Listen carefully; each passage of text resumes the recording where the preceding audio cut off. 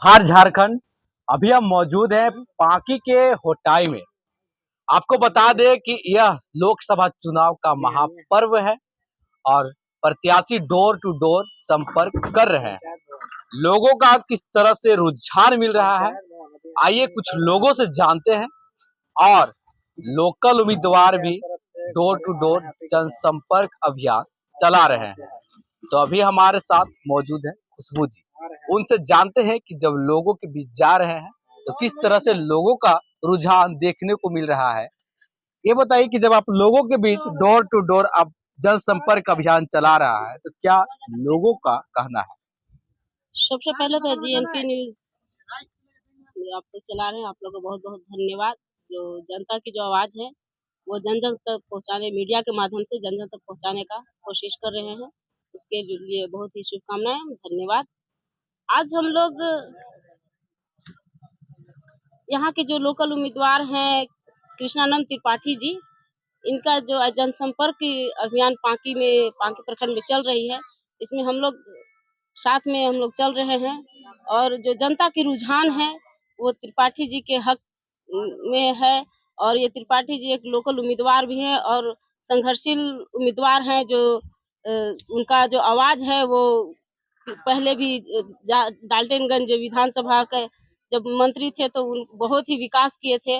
और यही उम्मीद से यहाँ चतरा जब लोकसभा का सीट मिली है तो ये लोगों में ये है कि जब ये त्रिपाठी जी आए हैं तो यहाँ का भी विकास बहुत बेहतर होगा। और यहाँ का जो क्षेत्रीय लोग का जो कहना है कि ये त्रिपाठी जी आएंगे तो ये एक संघर्षशील उम्मीदवार है और जो इनकी आवाज़ है, जो गरीबों का गुरबा का जो आवाज़ है वो पार्लियामेंट तक पहुँचाएंगे। और यही हम लोग उम्मीद के साथ इनके साथ हम लोग भी खड़े हैं। क्षेत्र में अभी कितना विकास देखने को मिल रहा है? क्या क्षेत्र में क्या क्या विकासें हुई है और क्या नहीं हुई है, और किन किन मुद्दाएं हैं अभी तक जो विकास नहीं पहुंच पाया है? जैसे कि सुदूरवर्ती इलाका में आपको देखने का बहुत सा समस्या मिलती होगी, जैसे में गर्मी के मौसम में लोग पानी बिना तरस जाते हैं। ये आपका सवाल बहुत अच्छा है। आप देखे होंगे पिछले 10 साल से यहाँ पे जो बीजेपी का जो सरकार के जो यहाँ के जो सांसद महोदय थे सुनील सिंह जी, अब 10 साल में ये एक बार मैंने क्या बोलते हैं उसको, जो बरसाती मेढक के तरह चुनाव में आए, लेकिन फिर अभी विलुप्तिया मेढक ही बन के और ऐसा विलुप्त हो गए कि यहाँ दोबारा आए नहीं। और ये हमारे जो अभी के जो वर्तमान जो हम लोग का जो सांसद प्रतिनिधि जो सांसद का जो टिकट मिला है, जो हम लोग प्रत्याशी हैं वो लोकल हैं और वो हमेशा जनसंपर्क चलाते हैं। और यहाँ पे बहुत से ऐसे मुद्दे हैं आप जो हम लोग अभी सुदूरवर्ती इलाके में जो घूम रहे हैं, कहीं भी रोड नहीं दिखने का मिल रहा है, न कहीं प्रतिछालय दिख रहा है, न कहीं विकास दिख रहा है। इस पहाड़ी इलाका में अगर कंपनी अगर कुछ खोल देती है तो यहाँ के लोगों को रोजगार मिलेगा। ये सब जब ये हमारे उम्मीदवार जो जीत के पार्लियामेंट में जाएंगे तो ये सब मुद्दे सरकार के पास रखेंगे और यहाँ पे विकास के लिए बहुत प्रयास करेंगे और यहाँ विकास ला कर देंगे। अगर केन त्रिपाठी चुनाव जीतते हैं तो किस तरह से विकास आएगी इस क्षेत्र में? जब ये जीत कर जाएंगे तो यहाँ के रोड का, नाली का, यहाँ का जो भी कंपनी अगर रोजगार खोलने का अगर कोई कंपनी अगर खोलने की आवश्यकता पड़ेगी, ये सब भी वहाँ मुद्दा उठाएंगे पार्लियामेंट पर। पुल पुलिया हो गया, क्या है कि आजकल के दौर में पुल का बहुत आवश्यकता है।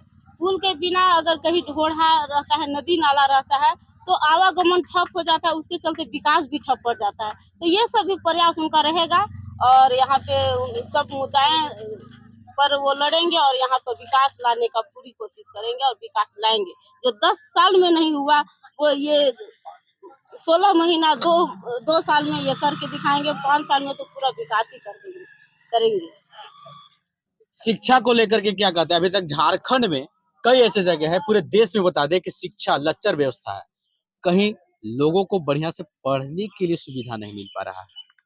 ये शिक्षा का तो एक बहुत बड़ा मुद्दा बनी हुई है। आप देख रहे हो कि 10 साल पहले जब कांग्रेस की सरकार थी तो स्कूल में शिक्षकों की भरपूर मात्राएं थी, लेकिन 10 साल के बाद लगातार शिक्षक जब पुराने शिक्षक रिटायर हो गए, लेकिन दोबारा शिक्षकों की बहाली नहीं हुई। इसके चलते शिक्षक की बहुत लचर व्यवस्था। एक शिक्षक पर किसी तरह बच्चों को भेड़ बकरी की तरह मने दाव कर रखा जाता है और खिचड़ी खिला कर और भेज दिया जा रहा है। लेकिन इनका प्रयास रहेगा कि वो पार्लियामेंट में आवाज उठाएंगे और शिक्षक की बहाली के लिए वो पूरा कोशिश करेंगे, ताकि यहाँ के जो पलामू वासियों के जो चतरा विधानसभा के अंतर्गत जितने भी स्कूल हैं, यहाँ शिक्षकों की बहाली कराने का कोशिश करेंगे। और शिक्षक अगर बहाली होगी तो हमारे जो भविष्य के बच्चे हैं, जो आने वाले भविष्य के भी सांसद विधायक यही बच्चे निकलेंगे।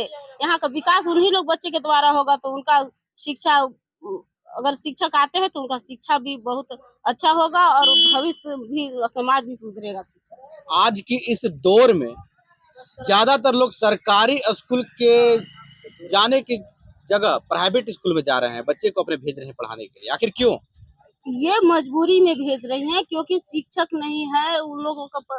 गार्जियन लोग समझ रहे हैं कि हमारा भविष्य का जो बच्चे हैं, वो अगर शिक्षा अगर अच्छे तरह से नहीं मिल पाएगा तो हमारे बच्चे ऐसे ही लवारिस की तरह घूमेंगे। इसीलिए उनको मजबूरी में भेजना पड़ जा रहा है। उनको लाचारी है प्राइवेट स्कूल में भेजना। कोई गार्जियन नहीं चाहेगा कि हम अपना मजदूरी करके पैकेट से जो अच्छा खाना खाएं, उसके लिए हम स्कूल माने प्राइवेट स्कूल को दें।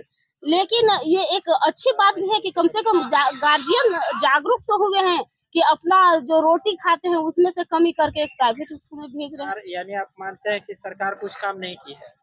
हाँ, बीजेपी सरकार हमको तो दम 100% लगती है कि नहीं काम की है। अगर एक भी अच्छा अगर उदाहरण आप दे देते हैं तो हम मान लेंगे।